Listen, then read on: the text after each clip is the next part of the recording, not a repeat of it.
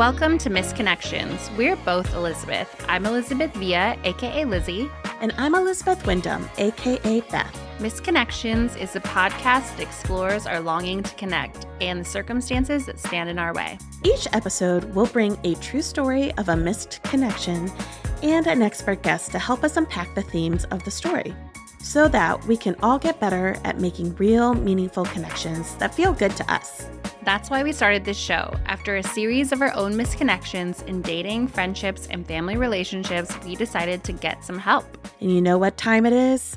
It's time for a Misconnections Mini. Yes, you've stumbled upon a different type of episode where we're bringing more voices, more perspectives, and expanding upon conversations that we get to have around connection.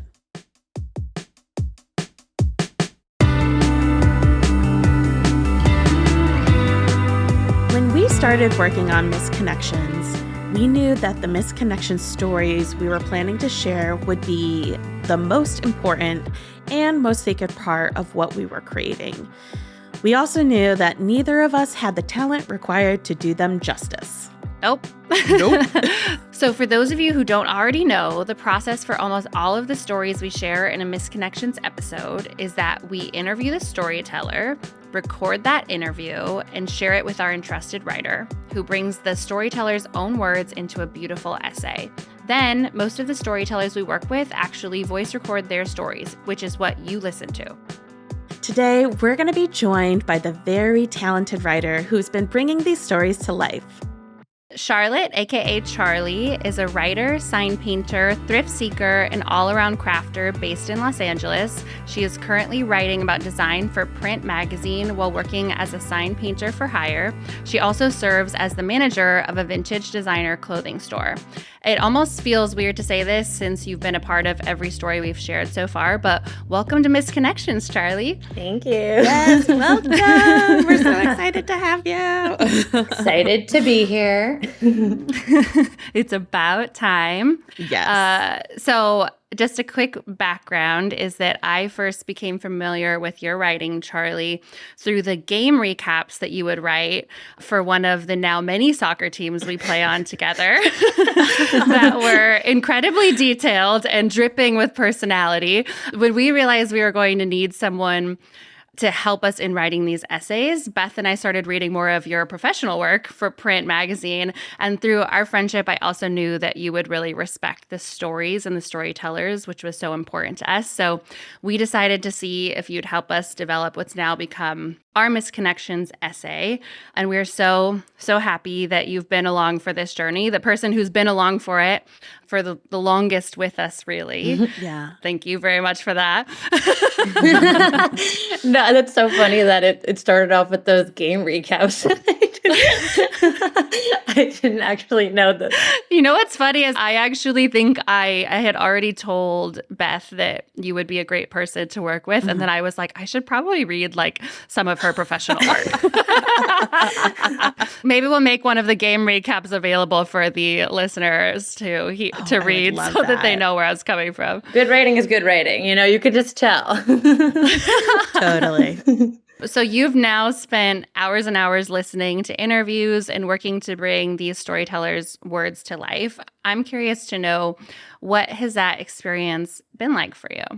Well, first off, thank you guys for letting me be a part of Misconnections. It's really been so fun and rewarding, and it's been really challenging, but also it's forced me to flex certain writing skills that I haven't really had to tap into in a while, as flowery as I can get in those post-game Instagram captions.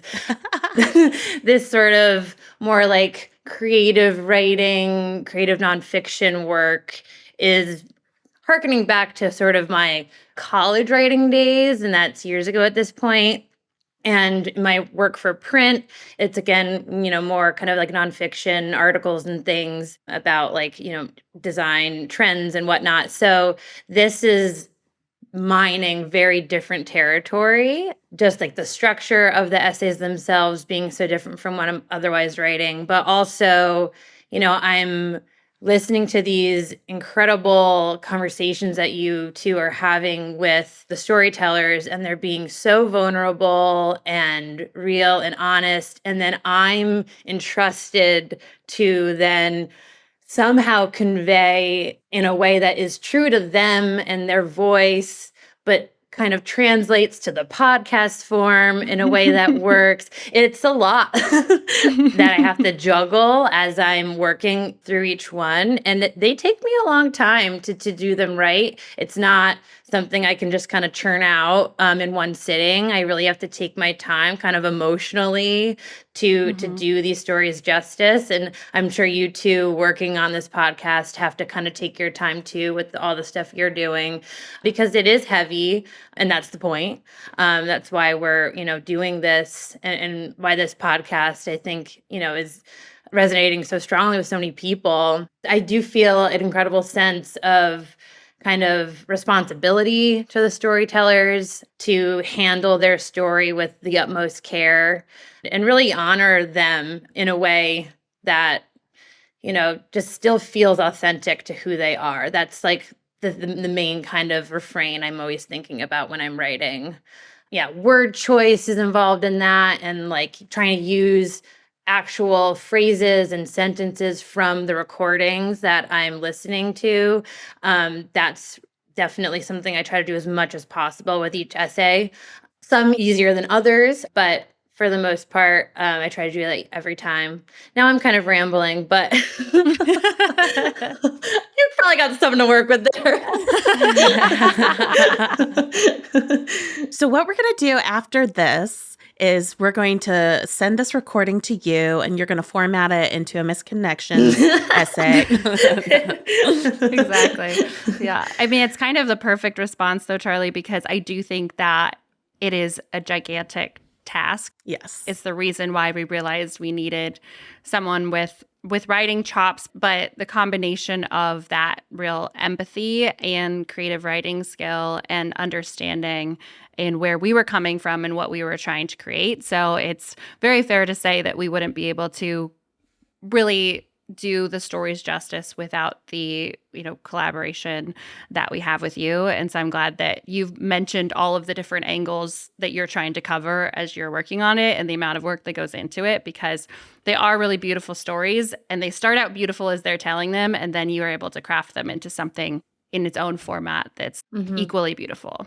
Something that strikes me is that after pretty much every interview we've done together, Lizzy and I, we're always very humbled and just in awe of the story that people tell us, and just kind of the journey that they take us on. And we send it to you because we know it's in very capable hands, and somebody that's going to treat it with care, with the same humility that we, feel in that conversation. And it's always a sweet little treat when we get that little Slack notification, here's the next essay, for us to read and reflect upon. Many, many times I'm reading your work and thinking, thank goodness for Charlie. What you've done and what you've described to us is very evident in the way that you have shaped these essays. We're just so grateful for you, Charlie. Oh, well, thanks for saying that. Yeah. I know how much you guys appreciate me and my writing, and so, but it is, it's nice to just talk about it. I don't know. That's why we brought you here today. Yeah. So on that note, we would love to know, what are some of your favorite pieces of the stories that you've worked on so far? In the first episode, which not only is that the first episode of the podcast that was released, but that was the first essay I worked on, and kind of the first of everything for us. I just loved that episode. I loved the story. I really loved writing that story. That was the first, like I said, the first one I wrote as well. And so it was kind of uncharted waters as far as how I was going to translate this recording into an essay, how that was then going to work with this podcast that my friend was putting together with her friend. It was a lot of unknowns at that point. Now I have more of a rhythm and a beat, and I know how things go, and I'm putting them together. together. So that was just new and kind of like, building the airplane as you're flying it type of thing. But I loved how it came together, and I really got into a flow when I was writing it. And I think, that largely you guys do so much of the legwork, asking such insightful questions and getting the storyteller to share the details and the things that I then need to really bring it to life. So, obviously this is very much a team effort. But in that story in particular, I think the storyteller does such a good job in the almost like the performance of it in like the podcast recording. And I just love their singing throughout. I think that's such a fun refrain. And especially because it starts off with the locking of the eyes in the choir rehearsal. And so it really like weaves this beautiful through line throughout. And it ends with him singing in the car. And also his voice is so beautiful. So it really just, I think it makes for such a fun listening experience, but also in terms of the structure and the craft of the story, it's just a really beautiful kind of like self-contained thing. And that's what I'm really like striving for with the essays themselves, if you were to read them, but then to hear them being read and sung in this case in certain places. It was so rewarding hearing it come to life in the end, and all the producing and all the things that you all do. And then the conversation after that with Maisha was so enriching, and it really just like all these pieces coming together in that first episode. And I was so proud, and I'm like so proud of you guys, and I'm proud that I'm a part of it. I'm proud of the storyteller. I'm like, oh my God, we like did it. Yeah. So We did the thing. yeah, I mean, that's long-winded, but I think the singing and just that through line was like something that I was particularly like excited about when it all came together. And then also, I think in episode 2, when I was listening to the recording of your conversation with a storyteller, and, oftentimes as I'm listening, I listen from start to finish the entire recording. I'm like going back and forth between like the otter file and the doc that I'm working on. I'm like going back and like this. I need like many monitors. Maybe next season I'll upgrade. Yeah. So when I was listening to that recording, and I'm trying to figure out like the structure as I'm listening, and the storyteller started talking about the dream that they had the body that they'd always wanted, and they woke up, and I was like, oh my God, like that's the opening right there. Like, and I immediately like dragged that part up to the top of my Google Doc. And then that framework for the rest of the story, just like it all kind of clicked after that. And I think, hearing once again the podcast recording come together, and hearing the actual episode, I just loved the way it started, and like kind of like the sound that you added, and all the bells and whistles that make it really sing. And so I just really loved that opening, and I'm happy the way that one came together, but particularly that opening I thought was really strong. Yeah, I love both of those stories so much too. I mean, it's funny because we love all of the stories. And like you pointed out, there's different pieces to each of them that end up showing themselves as unique. And with each conversation we have, like you said, Beth, we're incredibly honored by getting to hear from that storyteller and share their version of things.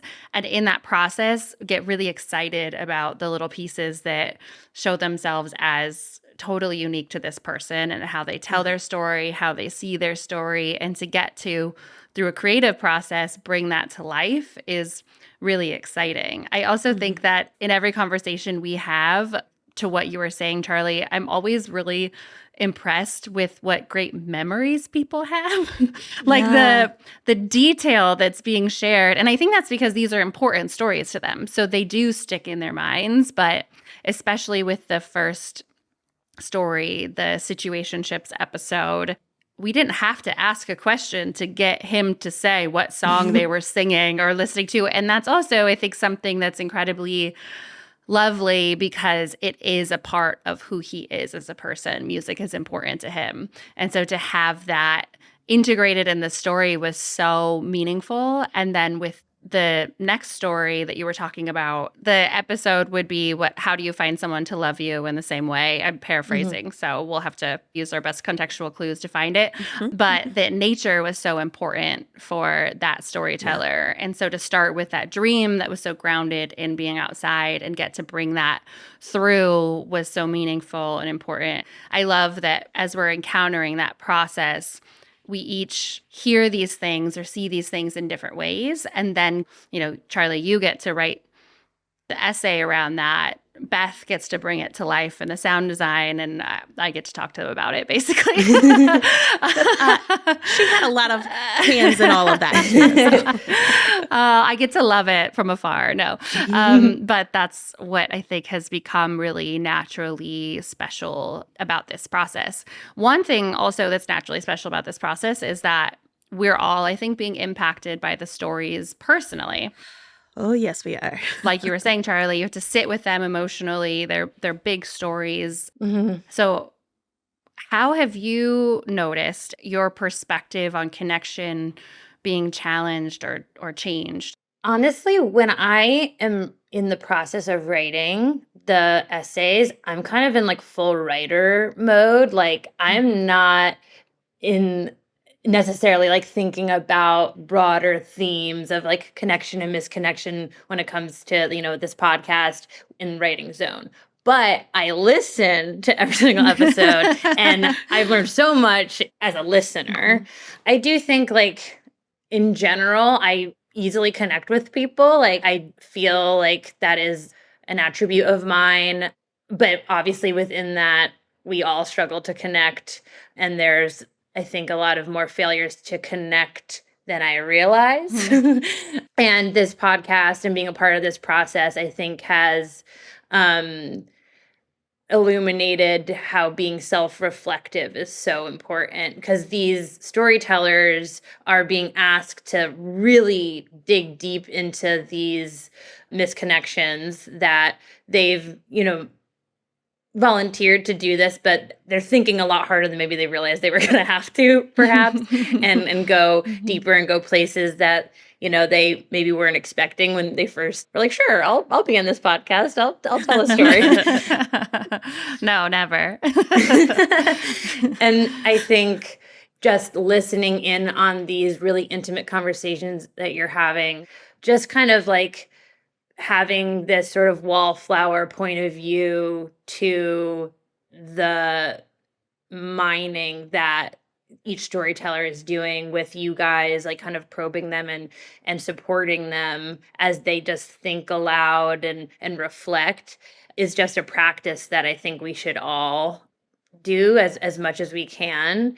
I know it's hard to like on our own be creating space to do that for ourselves, but just I think working on this podcast has been such a nice critical reminder to pause, take a step back from things, think about things a little bit deeper than maybe like the fast pace of life sometimes allows us to. A real life listener review, Beth. We got it. I know. That's what this is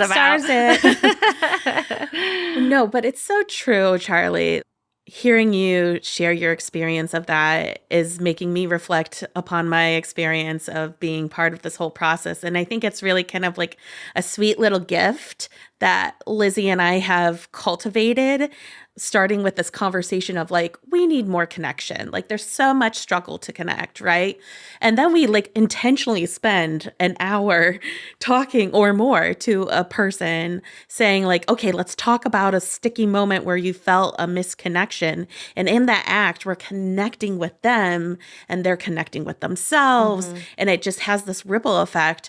One thing that I'm always struck by after our interviews is that people, they just thank us. And it always just like, it's such a treat to hear that. As much as they are giving so much to us, they're also receiving something in the act of this telling of story and then allowing somebody to shape it. And then we get to share it with the greater community. So I love the different layers of connection that occur even in like the production process before anybody gets to hear it.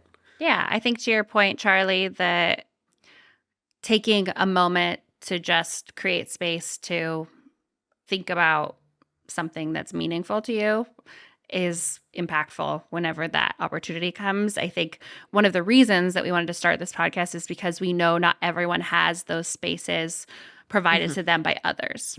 We all likely feel very lucky to have close friends and other people in our world who ask good questions and who pay attention and create space to process things that happen in our lives, which is essentially what we're doing in these conversations with these storytellers. But not everyone has those spaces. And so the fact that we get to be a part of so many with people is so important, but it is something that I think if we're not paying attention, we can either skip by or we can just forget is something that, you know, we're really lucky to have too. Yeah, I mean, just like the power of listening and asking questions, like that's a superpower if you're able to do those two things, and you two are like, you know, facilitating that with each storyteller and just like validating their experiences, and almost like a little mini therapy session, I'm sure, for each of them. I understand why each one leaves their conversation with like, I don't know, probably a little like warm feeling in their heart and bounce in their step. And how could they not? Well, the process of working with you, Charlie, and just as we've been reflecting on, has been truly amazing. Like you alluded to, season 2, we will actually keep you roped into this project with us as long as you'll allow it. And just to continue to get to grow what we've been working on is really meaningful to both of us. And so thank you for not only being a part of that with us, but taking the time to join us today and tell others what that's been like. We are very grateful for all of those things. So thank you. Yes. And we're so glad to bring a voice to an important part of our process. When we say the story is written by Charlotte Beach, Charlie, this is who it is. Yeah, it's not just Elizabeths around here. Yeah, no, we've got a Charlie too. Well, I said it already, but it's truly such a joy to work on this with you guys. And I'm very touched that you trust me with such an important part of the podcast and with such delicate information and emotions and, you know, experiences. And I really feel connected to all of these storytellers, many of whom I have no idea who they are. But I truly feel like I have a bond with them, and I'm like such fans of all of them, and I feel like I'm connecting to them. Misconnections reunion. Amazing. We'll have to have you back on, Charlie, for a part 2 sometime. Oh, great. Stay wet.